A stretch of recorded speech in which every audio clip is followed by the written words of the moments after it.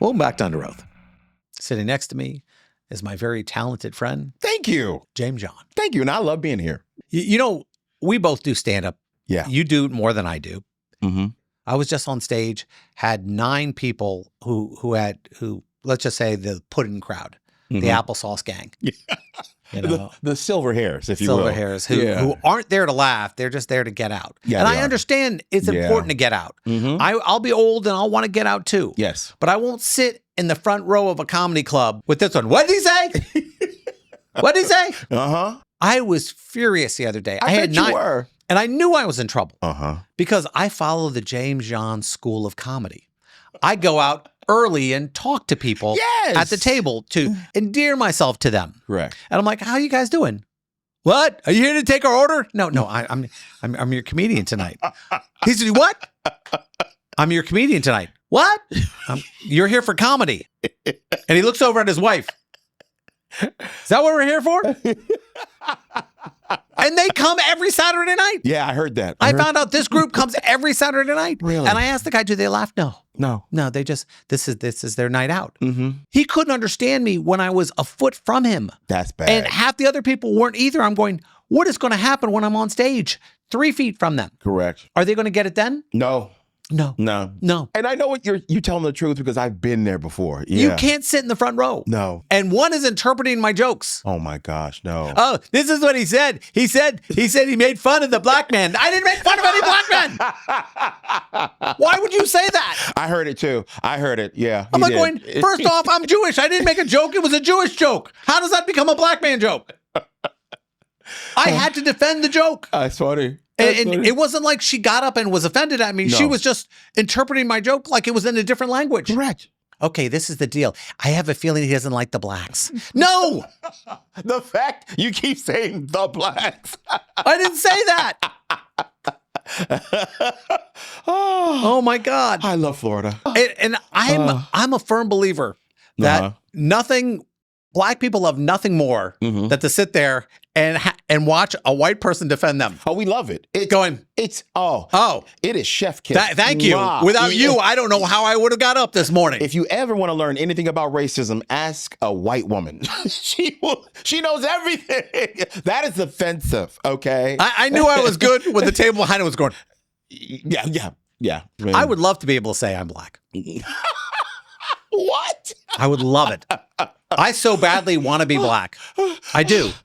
This is a clip, by the way. I do. I'm looking at our producer. This is a clip. I am identifying now. As black? Yes. Wow. I'm going to do it. Well, as a black person. I want to. Welcome, first Yes, off. thank you. Thank you for being here.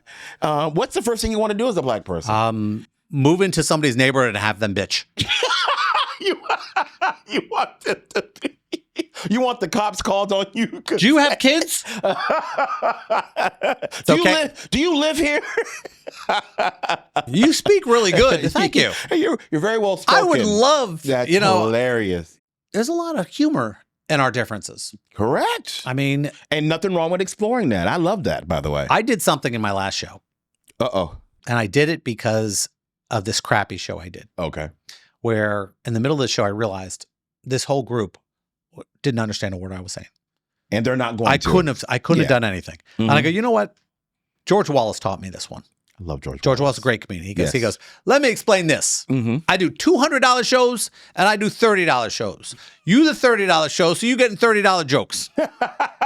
It's a true statement. Okay. Well, you didn't pay anything, so you getting zero. There you go. All right, do the law stuff. Now we have to do the our law job. Stuff. We got to do. Everyone goes, you 7 minutes, you talk about nothing. Exactly. And then we do law stuff. And you're welcome for that, by the way. It's legally screwed, people. Okay, this is a good one. They burned my 100-year-old family painting on video to punish me for calling CPS. What can I do? This All is right, a good one more time again. They burned my 100-year-old family painting on video to punish me because I called CPS. Who's they? I think a family member. I'm going to tell you right now. So a family member destroys my property. Yes. Here, listen to this. My boyfriend's sister-in-law filmed herself and her husband setting my priceless family heirloom painting on fire, saying it was for calling CPS. Bitch. That's in there.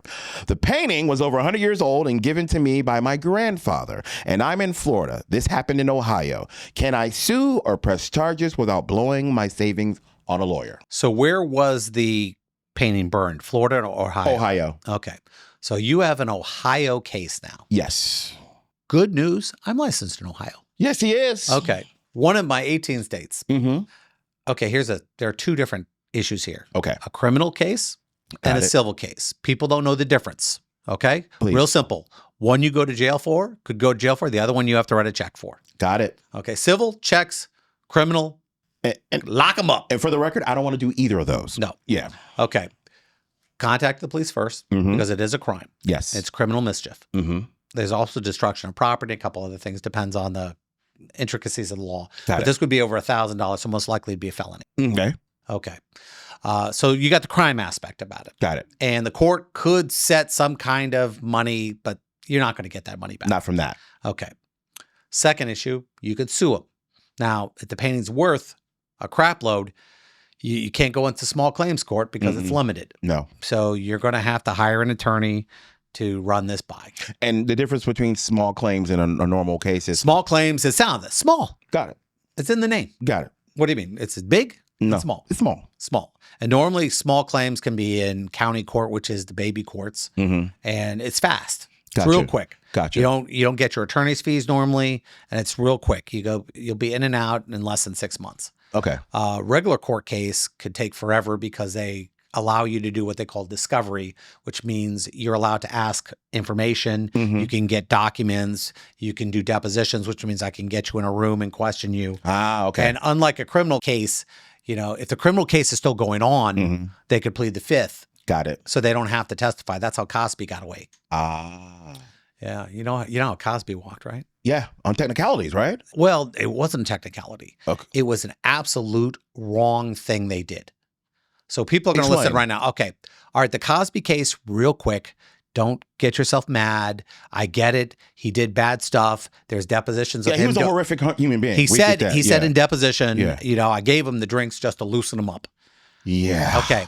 Now, the reason why that's bad is not because he's a terrible person for doing that or admitting to saying he did that. But here's what happened. Somebody sued him civilly, and he goes, I'm not testifying because you could use it in a criminal case against me. Well, Pennsylvania prosecutor said, no, we're not going to use it. So this civil case proceed. We're not going to file criminal charges against him. So they said to him, they said to the judge, okay, we're not doing it so he can testify in the civil case. Okay. So he's forced to give this deposition in the civil case. Okay.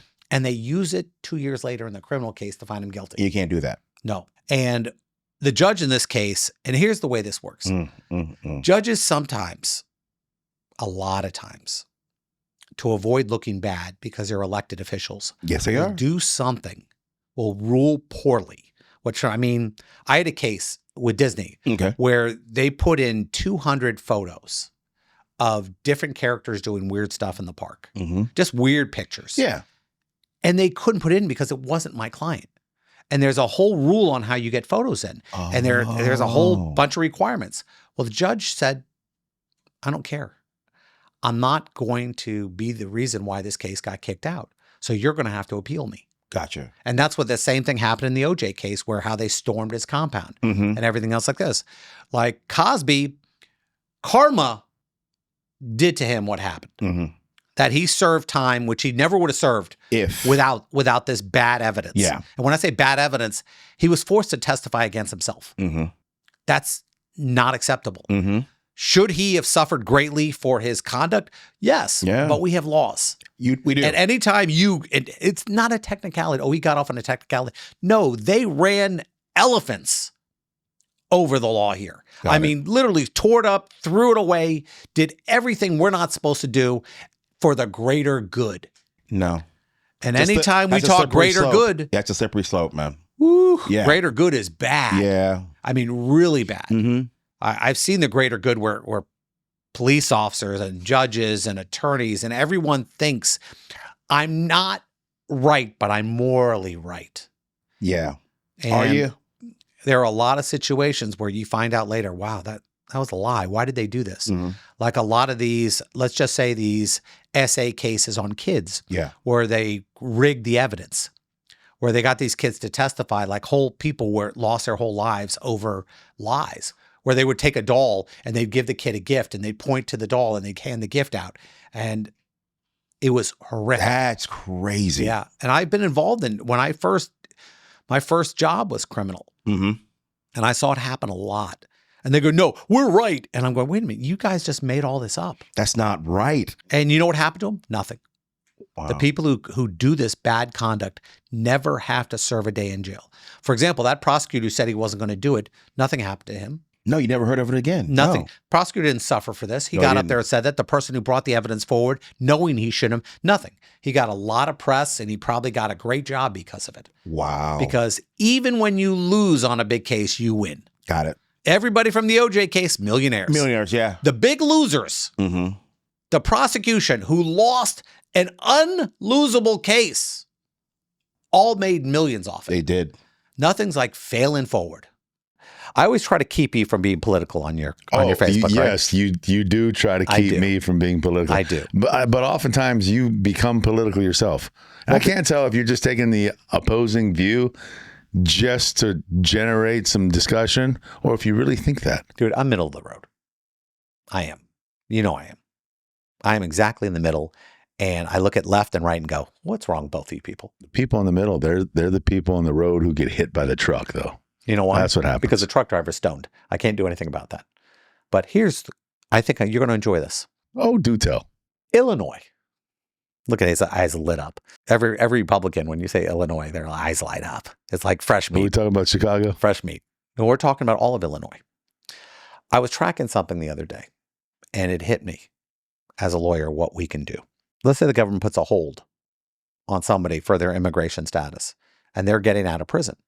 And they say, we need you to put a hold on this. Do not release this person into the community. Mm-hmm. You know, they violated their terms of being in this country. They're not here legally to begin with. You know, you need to hold them. Illinois goes, we're not going to hold them. Now, they're releasing significant bad people out of prison. And when we say bad people, you're not in prison if you're good people. I don't care. You committed a heinous act. Well, he's not really that heinous. You created a heinous act. That's why you're in prison. You're not in prison because you were bankruptcy and stuff like that. You're in prison because you most likely committed a felony, pled to it, and got time for it. You don't normally get prison on your first felony. Nay, actually, you don't. Yeah, no, that's true. It's really hard. You get probation. You have to try to get into or prison. The felony has to be that big. The system tries to keep you out. You get break after break after break. They don't want to send you to prison. You go to prison on bad cases. People were hurt. You took a lot of money. I mean, it has to be good. It has to be a good crime. And for those who say, well, you don't understand the system. We did criminal defense for 10 years. We really do understand it. And let me just say this. If you go to prison, you did something. Oh, yeah. Yeah. Oh, he was innocent. There's a lot of innocent people in prison. But here's the thing. I came up with a way. You know, Trump is really, this is ridiculous. And I will agree with the president in this case. If you are in this country illegally and you committed a major felony and you're getting out of prison, you need to go somewhere other than our streets. We can agree with that. Anybody who has a problem with that, you're full of it. Everybody agrees with that. Okay. That was the Democrat platform in the 80s. Not the point. And it's the Republican platform it's today. Not right now, though. People are going, no, it's unfair. You know, they have families.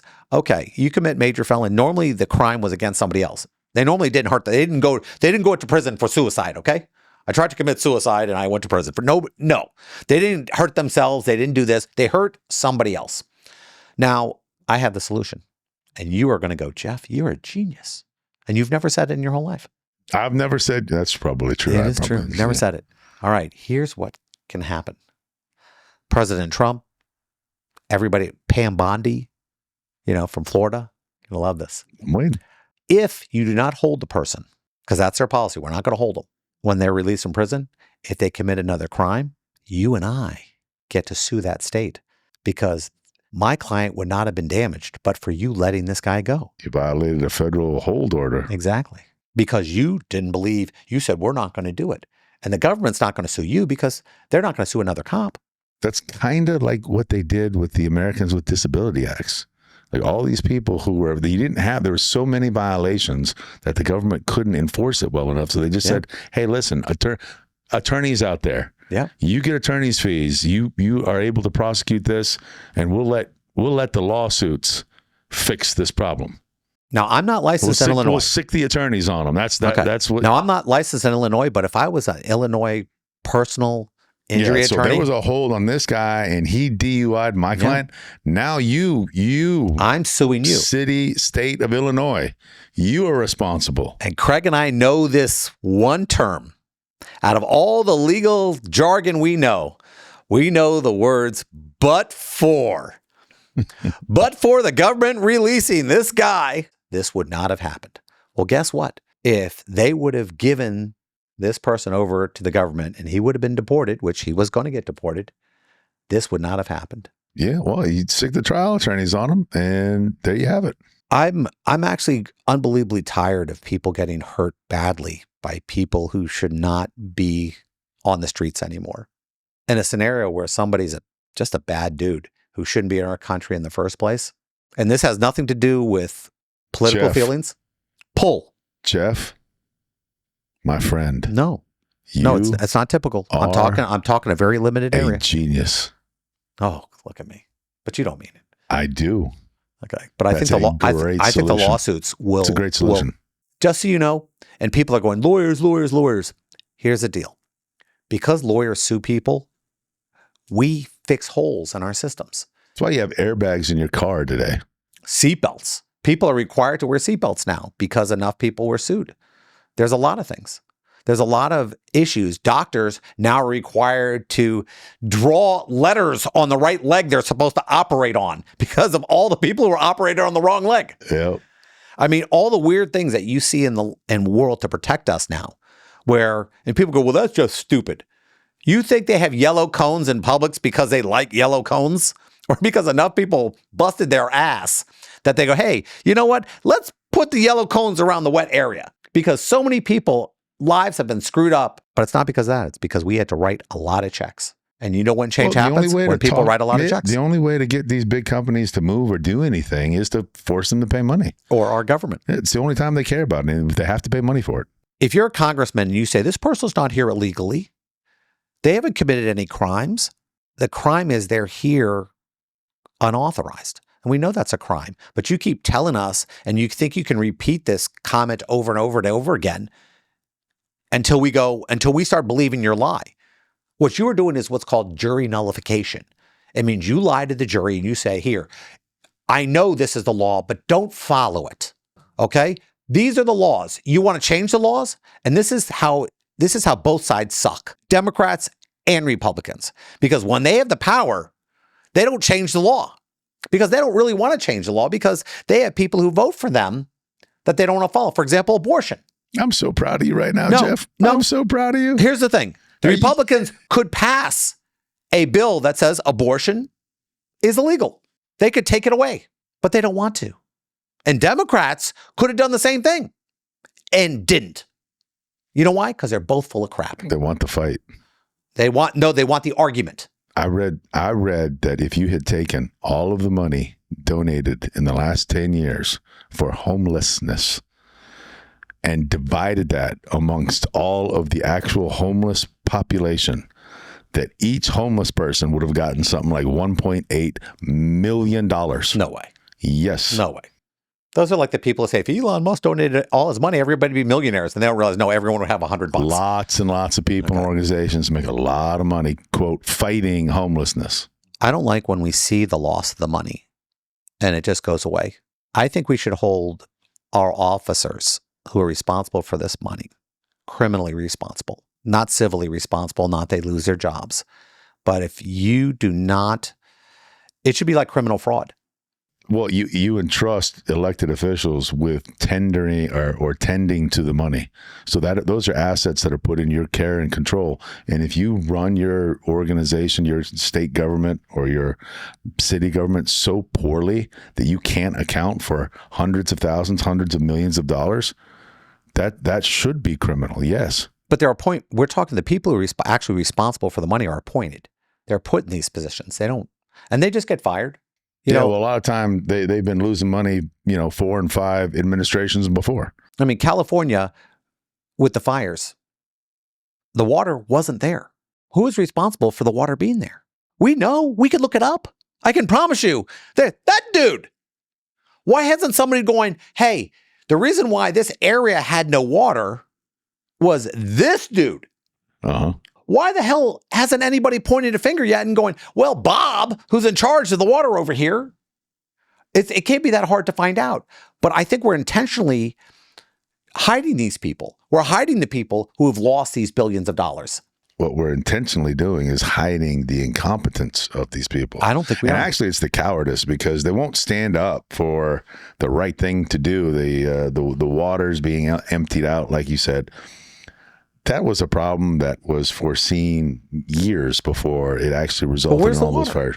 They have it, they said. Yeah, they didn't store it. They shipped it out to sea because they didn't. So they didn't keep the reservation. Correct. Yes, they exactly. made the reservation. They didn't keep the reservation. They knew to make the reservation, but they didn't keep it. Correct. Here's where the mistake. They knew to store the water, but they didn't store it. They built the places to store it. They had plenty of space to store it, but didn't keep it there. Here's the message, and I think this is very clear. For wildlife, Jeff. For wildlife. Here's the message, and I think it's very clear. We can't allow our media to let the question go unanswered. Like, for example, Epstein. We know who was on the planes. Clinton supposedly was on it 28 times. He says he was only on it 6. Oh, he was the mayor. If you were doing Facebook check-ins on that flight, he's the mayor of that town. What I'm suggesting is this. If you have a number, anytime they interview Hillary or anything else like that, ask her, say, how many times was he on the flight? You're a Democrat. You've made comments about Epstein. How many times was your husband on this plane? Well, 6. No, we have 28. Are you saying these logs are fake? They're not saying the logs are fake. I wouldn't interview this guy again. I wouldn't give this guy anything until he comes clean. You don't let people walk away, but they do because they like him. And the mistake we make is everyone gets up and says these things. They could have released this info. Everyone could have released it. And the fact is this, do I care about a guy who was doing weird crap on an island sexually? We found 150 kids in Atlanta and they didn't give it 10 minutes. Of air. Isn't that disgusting? 150 kids. Obviously, there was SA involved, trafficking, and all this other things. Why didn't anybody cover anything on it? Why are we not discussing it? Why do I care about the 8 people on Epstein Island? Well, and I don't care about 150 kids. Well, here's the thing. I hate to make this argument because it's going to sound like I'm a Democrat.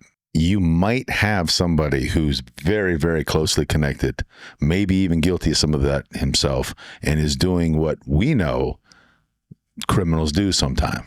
I'm turning state's evidence. And they can't release this stuff because they're using them to find out where all these kids are and who the players are and who's picking them up and how the process works. And so right now they can't release that information because there's still kids they're trying to rescue. So the cover up might be that don't mess with us right now because we're not done saving people and you guys need to shut up while we save people. It might be that. I don't know that it is. It's not. But if it is BS. and it's plausible, it could be. It's BS. Then we're not going to know that until they're done saving the kids. When the hell does ABC, CBS, CNN, MSNBC, Fox, or anybody care if the investigation is over? I don't understand the question. What do you mean? They don't care if they're still investigating. They don't care if it's ongoing. If it's on fire, they're going to cover it. And the fact is it's on fire, but they're intentionally looking in another direction. Right. But they can't release certain information because it would dry up. Well, who's not releasing it? Our media. They're not covering it. Oh, well, they're being told not to cover it. Oh, that works. It worked for the UFOs. We are intentionally not covering it, and I don't know why. We are interested. You know why? Well, I gave a theory of why we might not be. And if my theory is correct, we wouldn't know. No, it's 5 years down the line. It's over. It's 5-10 years down the line. They're not covering any of it. Every time they find a bunch of kids, they never say a word. And it's because there are pedophiles in our country at the highest levels who are doing bad stuff. They're into kids. And the only time we find out somebody's into kids is when we turn on them. I mean, let's talk about guys like Lou Pearlman. Lou Pearlman, who represented NSYNC and I believe Backstreet and a couple of these groups, was a pedophile. He did. He went after kids, went overseas. There are a couple people in these bands who have made it clear that they were molested by this guy, and nobody ever talked about it. They still don't. They got him because he was running a Ponzi scheme. It was a Securities Act thing that he was arrested for, not for his weird sexual crap. You know, the only person we've ever gone after for sexual crap dealing with kids, Diddy. And we didn't even go after him for the sexual stuff he dealt with underage people. We dealt with, prostitution. Because he took 2 people getting paid. Well, that was a trial. I mean, it's not that we didn't go after him. But he didn't go after him for the kid stuff. Where was that? I don't know. Did they charge it? Did they attempt to Originally, prove it? they said we have all these people and underage and everything else. And then in the trial, suddenly nobody. You know why? Because of all the people doing it. Who was the young kid that was kid Bieber? sponsored? Yeah. Is he not turning over? No. Is he not talking? No. And look at He's his like thing. the Gary Coleman of here's his age. Here's the thing. I don't mean to bring you up again because of your celebrity status, because I know you're horrified by it. But the reality is this, is that if you would have came clean, if you would have said, hey, this happened, you could have prevented other people. You know, we can see that you've been affected by it your whole life. You're looking at all the weird stuff that's happening to you, all the weird choices you're making. And a lot of that is because not coming to grips with this stuff that happened. And I see that all the time. And that's a lot of people suffer their whole lives because they haven't gotten the proper therapy. They haven't gotten this. And in Hollywood, this happens all the time. I mean, look at Corey Feldman. Corey Feldman told all of us, and we called him a liar. And now we know he told us the truth. Today we have actor, writer, comedian, director, host, and entrepreneur, Aisha Tyler. Hey, how's it going? Oh, God, you're like the Michael Caine of actors. I see you everywhere. That's so nice. I will absolutely take that. That is a massive compliment. Thank you. It is. You know, I actually read your book last night, and I have never done that for a guest ever. I've never read the book. Oh, my God. You know, thank you. I went in there. I read the self-inflicted stories. I mean. Oh, yeah. Oh, thanks God. so much. That's super cool. That is like the Judy Blume for adults. It is, isn't it? It started from my podcast, honestly, because I used to have my podcast guests tell a self-inflicted wound story on Girl on Guy, because I always felt like you'd hear Chris Rock talking or Charlize Theron or Viola Davis, and you'd be like, well, they're just perfect people that fell from the sky. Like, they've never made a mistake. And so the whole idea was, in hearing them talk about something that went wrong in their life that was their own fault, you realize that success isn't about, the absence of failure. It's about persistence through failure. And also, it's great to hear a famous person tell you about how they crapped the bed. So that was really where it came from. And then I wrote a book of all of my own self-inflicted wounds for the similar reason. Yeah. I've done stand-up comedy for about 5 years. I'm an attorney. I host this show. I write comic books. I do all this stuff. And I finally found a kindred spirit. I was going, somebody who's doing way more than they have time for. It's amazing. And then they should, right? They're just doing it all. But that's amazing, because I always feel like you should do everything that excites you, right? And you should challenge yourself. And you don't know how it's going to go until you get into it. And that's the thrust of the book, Self-Inflicted Wounds. It's like, you might as well try it. Like, how about, the worst that's going to happen is that you fail, and then you move on with your life and you do something else. It's a great way to move through the world. Now, what I love is let's put something else on the pile. And the new thing is you have a new pre-made liquor group out there. Why don't you tell us a little bit about it? Yes, I will. So Philosophy, pronounced like philosophy, is a line of organic, ready to drink premium cocktails. And we just launched with our first drink, which is a margarita. And it really came, honestly, out of just what you were talking about, Jeff, which is that, like, I work really long hours. And when I come home at the end of a long day, I wanted a drink and I didn't want to make it.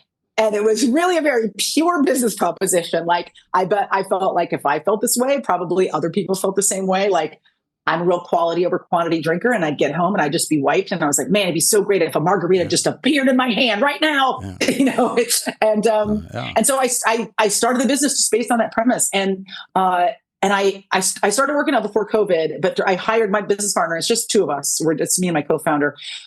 We were talking about what we were going to start with, and the margarita is the most popular cocktail by far, by a margin of millions in the country. It's the most popular cocktail, or probably in the world.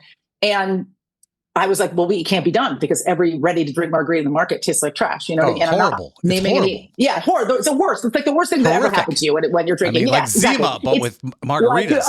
Yeah. I would say, like, something you would also use to clean your counters or potentially cool down your car engine. Yeah. And so I was like, well, if they're all this bad, maybe it can't be done. But I imagine, like you, I am one of those people, if you tell me I can't do something, I immediately run long towards it without putting my pants on. And so I started formulating a prototype margarita during COVID. And I sent like at 1 a.m, because during COVID, like time was a concept, right? Like it was 1 a.m. or 1 p.m. It didn't matter. And like 1 a.m, I was like, I think I have it. And I sent him the prototype for the margarita that we finally ended up bringing to market. And it's completely organic, no artificial colors or flavors, no dyes, no preservatives. Only 3 ingredients, just tequila, triple second lime, all organic. So, and it's clear, which is always the big thing people trip over. But the reason those other margaritas are green is because they're made with really crappy ingredients. And so they add the green stuff to cover up the fact that if there was no dye in it, they'd probably look brown. Yeah. The sour and everything they use for it. Yeah, they're just weird oxidized ingredients. Yeah. So this is high end. This is not, we're talking high end material, high end everything, because a lot of people, they go, well, the margarita that you, go ahead, sorry. It's, I looked it up. I went to the website and I was going, okay. And I was thinking, how do I market this? How would I market it? And listen, we are the best at what we do. And it's real simple. If you want to buy stuff in a can, knock yourself out. Get the jar of wine, the bucket of wine for the refrigerator. But if you want something solid, you need this product. And I think that's a sale on it, because I was looking at it going, okay, a lot of people don't understand the differences between tequilas and everything, because this is you're not just throwing in like a gold tequila in there. This is clean. No, we have a listen, if you really want to get into like the weeds, we have a biodynamic farm. They grow our agave, they make our organic tequila, they then make our triple sec with that same organic tequila, so that we're not putting any weird neutral grade spirit or other like lower grade spirit into this really high quality tequila. And then they bottle the margarita there on site. And we ship it in from Jalisco. And like, if you're a tequila head, then the NOM is 1563. Like, we could really get into but all you need to know up there, America, is that it tastes effing great. And that is what I tell people. Like, I'm not a spokesperson of my company. So a lot of times I'll go to like the local liquor store and I'll be pouring margaritas for people. And they're always like, is that Aisha Tyler from Archer pouring me marg? And I'm like, yes, it is. Yes, it is, because it's my company and I love it. And I don't have to give them the spiel. I just say, this is the best tasting ready to drink margarita you have ever had. I guarantee it. And that's the selling line for us. And that sometimes people are like, I don't know, I don't really like those. I'm like, just taste it, bro. And then they taste it and then they buy a bottle, or sometimes 3 or 4, because, margaritas make the world a better place. Now, I did come up with something. Was thinking about this as I was looking at the product and everything else, because I'm always on top of it. I would have, and I'm just saying this, I would have the diet version of it. Because that is a huge market. Because I know it is. Yes, because I know a lot of women. They go, "Can I get a skinny margarita?" They ask for this, and it's just. I think because we're so conscious now, it'd be like the Diet Coke of alcohol. Just right. Putting that out there. So we thought about it a lot, because sometimes people ask us, like, how much sugar in here is, how much calories? I always tell people it's not a dietetic product. It's a grown-ass margarita for grown-ass women. Because if we made it diet, then we would have to add artificial sweeteners, artificial ingredients, right? So 100% organic tequila, organic triple sec, organic lime, nothing artificial. We're sticking with that.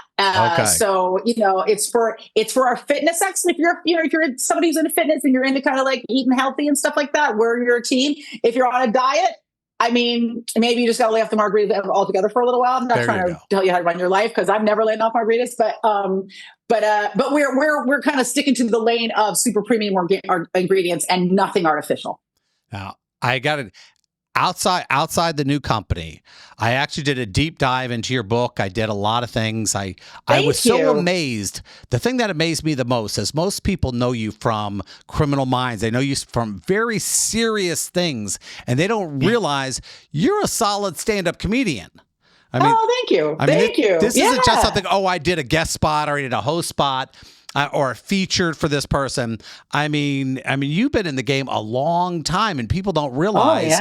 They see you and they go, "You're very serious," and they don't realize how many stages you've done stand up on. Yeah, well, I was a touring headliner for almost 2 decades. That's how I got into the business. So, I was touring the country headlining for years, and then my first break was the host of Talk Soup. So that's really how I broke into the business, was doing comedy, hosting Talk Soup, and then doing Friends. And so, I think my start was definitely comedic. And then I obviously still host, and we just, we stopped recording recently, but I hosted Whose Line Is It Anyway for 14 years. So I've always had one foot in the comedy world. I didn't retire from stand-up, but honestly, what happened was I started working so much in TV that it was really hard to stay out in the club until 2 a.m. and then go to work at 6 a.m. And I just had to make a choice about which of my darlings I was going to kill. And as you know, since you do stand-up, I love stand-up, but it is grueling. It'll beat you up. It'll beat you up. Grueling. Yep. And I had many, many nights of eating, bar mix off my chest at 2:00 in the morning and a Marriott by the side of the road in the middle of the country. So once I was able to get, some TV gigs that, honestly paid a little bit more for a little fewer pints of blood, it was easy not to leave forever. I didn't retire. I just stopped for a little while. And I keep thinking about going back, quite honestly. I'm directing a lot of TV and film right now. And so that's where all my energy is going, is, kind of developing my directing career. If I ever get a break where I have a year where I could work out a new set, I might go back to stand-up. So you never know. You never know. Now, a lot of things you talk about in your book and everything else, and I really love this, is that you realized the material wasn't working and it was killing you, and you go, I'm going to start over again. And this is my advice to most stand-ups: write. People don't write anymore. They have 30 minutes and 40 minutes, and they do that for 10 years, and they don't realize they got to be I just did a weekend with George Wallace, and he's always writing. I love George. Yeah. I love George so much. And that's why he's been on top for such a long time. Yeah, that's why George has been on top for 40 years or whatever. He's very prolific, right? So if you're a fan and you go back and see him over and over again, you're going to see something different every time you go, which is great about George. But it was hard to do in the beginning, because when you're a baby comic, every joke is gold, right? You'll try these 4 sad jokes about flying out of my cold dead fingers. Yeah. But then you realize that, if you're going to grow, you gotta let things go. And I was trying to think, it was a really, really great guy. I can't remember his name right now. It was another comedian where I was going through a rough patch, and I was I'm just really struggling because I'd been headlining for a while, and all of a sudden my material wasn't working. And he's like, oh, you just go through growing pains. It can happen to everybody. You're going to be fine. And he was right. Creative growing pains, finding your voice, which I think you don't have to be a stand-up to know. We all go through periods in our life where all of a sudden things don't seem like they're going as smoothly as they were before. But that's just being human, right? You kind of go through changes, and hopefully if you're kind to yourself, you come out on the other side and you're stronger and you're yourself better. So and then I think when you have 10 minutes, you're like, this is the only 10 minutes I'm ever going to write. But the more you write, the more you realize you're never going to run out of material. The more you write, it's a muscle. You get stronger every time you do it. Now, I got in a fight with my daughter the other day. She's 20 years old. She's in college for theater. And I was telling her, I said, listen, you need to, do some stand-up. Get out there. It's the best. It's one of the best things to get comfortable on stage. And she goes, well, I don't know if it's the same and everything else. And getting you as a guest was I'm going, this is a godsend. You went to Dartmouth, you do stand-up, you're on TV, you're writing, you're doing everything. What kind of advice do you give to a 20-year-old girl in college, a woman who's, she wants to start a career? What would be the best advice you can give somebody like that? And she's studying acting? Yeah, theater? She's in a theater program. She's doing what she can do. Good for her. Well, it's tough because everybody's path is different, right? So, but here's what I will say. I think that your advice is great because it doesn't have to be stand-up. It could be improv, anything. But getting on stage and feeling comfortable on stage and losing your fear of being in front of people and not knowing what to say next, getting into that kind of mindset will make you a better actor. And I always think about, some of the greatest dramatic actors that we have came out of comedy. Tom Hanks, Robin Williams, Whoopi Goldberg. These are, even, I was trying to think of, I can't think of that. There's just been so many comedians that have come out. Oh, Steve Martin. There have been so many great dramatic actors that came out of comedy. It's because comedy makes you absolutely fearless. You have been up in front of a crowd. You have shed your armor. You're willing to be humiliated in front of strangers. And it just gets you, a bit more brave. So it doesn't mean that she has to be a comic, but just kind of being up on stage like that is a really great way to kind of be a braver performer. The other thing I would tell her is try everything that's interesting to you, because maybe you want to be an actor, maybe you don't. Everybody kind of sees the glamour of it, but they don't all really know that, most of it is, you essentially auditioning. I mean, acting is 1% acting and 99% trying to get a job. And sometimes people get into it and then it's not for them. So try everything. Maybe you want to be a writer. Maybe you want to direct. There's a million things you can do in this business. And you may not know until you try them. You might spark to something else, or you might want to do all of it. I mean, I started out as a stand-up, and then I started acting, and I started writing, and then I wrote 2 books, and then I started writing screenplays, and now I've directed 2 films and about 15 episodes of television. And at my 25, I would never have told you that, 2 decades later, I would be a film and television director. So a lot of that was just about trying things and pushing myself as hard as I could to learn and to grow. So those are things I would say is just be brave, try everything you can. Don't be afraid to fail. Lean into the joy of the job and don't worry about all the glamour, because that stuff's all fake anyway. Like, I'm all dressed up on top, and down here I just got sweatpants on. It's all smoke and mirrors out there. And, don't be worried about the dumb Kardashians, do your own thing.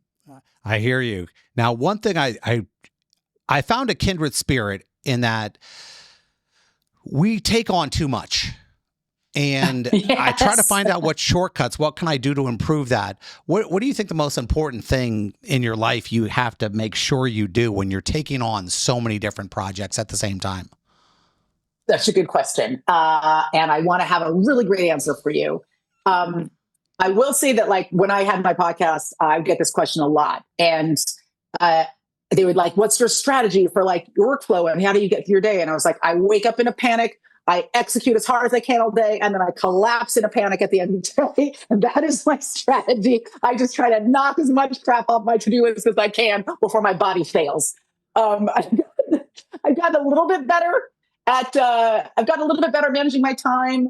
And I think a big part of that is, these are some very boring things. I don't know if you listen to like those optimization podcasts online, but this is very like Diary of a CEO. I try to really prioritize sleep. That's been a big thing as I've gotten older. Yeah. And it's not just about taking it easy. It's like I'm more effective. I operate at a higher level if I get proper sleep. So I really try to, when I was younger, I was very much like, let's go dance on the table on a Wednesday at 2 a.m. But now I'm a little bit more like a sundown. Like, sun is down, so is Aisha, because I get up super early to try to like get a crack on my day. So how many hours of sleep? 8, man. 8 hours. Okay. 8. Seven is my floor. And listen, it doesn't happen for me every day, but I really chase sleep super hard, because everything I've read is that you are going to have better ideas, be more optimal, be more effective if you've slept properly. And also, proper sleep prevents dementia. And I don't care if I get ugly, but I'm desperately afraid of getting stupid. Yeah. So that is my fear. I just lost a family member to dementia. And so it's really changed my approach to life and really trying to preserve the cabeza as much as I possibly can. Just take care of your brain. It's the thing that moves your body around. And then the other thing is this is very dorky, man. I make to-do lists. I mean, what's the thing that your coach used to scream at you in high school? If you fail to plan, you plan to fail. I literally am like living in like a 1970s like teen sex movie. And like, I get up early, do calisthenics, I execute my to-do plan, I drink my milk. The old methods work best. And I try not to, I've been saying no a lot more, not in a mean way, but when I was younger, when I was younger, I was very much like any opportunity that came my way. Yes, yes, yes, yes, yes.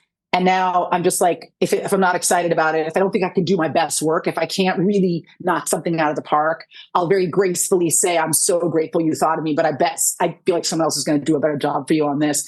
Because you gotta also give yourself time, and you're an artist, you gotta give yourself time to daydream and to advance your own priorities. And if you don't say no to stuff, pretty soon you find you're executing other people's priorities and not your own. I got less than 2 minutes left, but I really wanted to get this question in. I used to do a lot. My first career, I was a criminal defense attorney. And the minute I stopped getting that off me, I mean, there was a lot of bad stuff, a lot of bad people. You did a show, Criminal Minds, for years. That must have been really hard. Yeah. You did a show. We're still doing it. We're still doing it. We just shot season 19. It's going to drop early 2026 on Paramount Plus. So how do you deal with the negativity some of the storylines are rough, and there's a lot of, I want to call it negative emotion to it when you're on stage and you're doing that.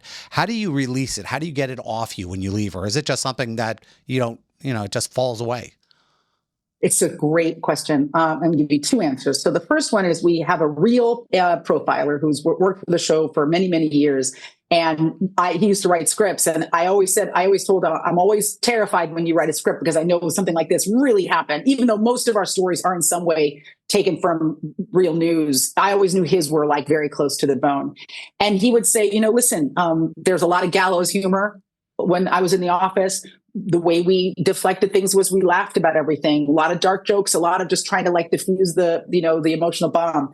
And we were really kind to each other. We really like supported each other, and you work really hard to make the work a nice place to go. And so that's something we do at Criminal Minds. We're just a really close knit team. I know people say that about their shows, but we're really a family, and we try to lift each other up every day and make sure we're supporting each other and being as nice as we can.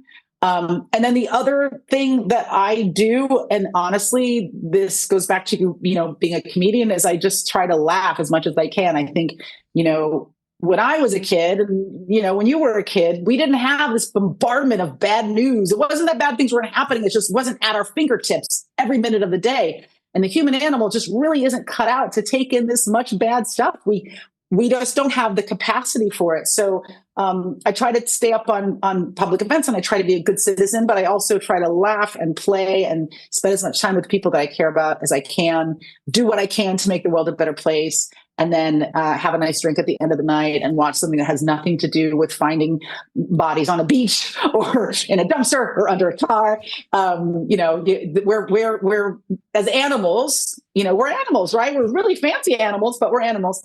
Play is really important. So, and being nice, you'd be surprised how much being nice to somebody else can make you feel great. So I force my friends a lot of times to let's go walk around and tell everybody how great they look. And my friends are like, this is so stupid. And then after an hour, that was the greatest hour of my life, because it's so nice to be nice to somebody and it makes you feel great. So I do a lot of walking up to strangers and tapping them on the shoulder. And then I'm like, oh, I like a beard. And then they're like, you're tired? Just tell me you like my beard. And as much as they enjoyed it, I enjoyed it more. Well, I can't tell you, I love this interview. I loved your book, and I love everything you're doing. Thank you. I look forward to talking to you again, and have a fantastic day. Let me give your listeners a discount code for Sure, margaritas if they decide to buy some. Yeah, so losophe.com, LOSOPHE.com. The code Secret Santa gets you, all one word, Secret Santa, gets you 25% off all your margarita needs. And we got party packs if you're throwing a holiday thing. Just come visit us at losophe.com. We got your margarita needs covered. And I hope everybody has an amazing holiday season and gets a lot of rest, because 2026 is going to be new and exciting. Well, that wraps up today's show. I'm attorney Jeff Kaufman. Thanks for joining us. Special thanks to my two co-hosts, my good friend, professional comedian James John, and my law partner, Craig Lind. This show is sponsored by Kaufman Lind. If you or someone you know has been in an accident, contact us at 407-500-JEFF or 407-500-5333 for a free consultation, or visit us at whenyouneedus.com.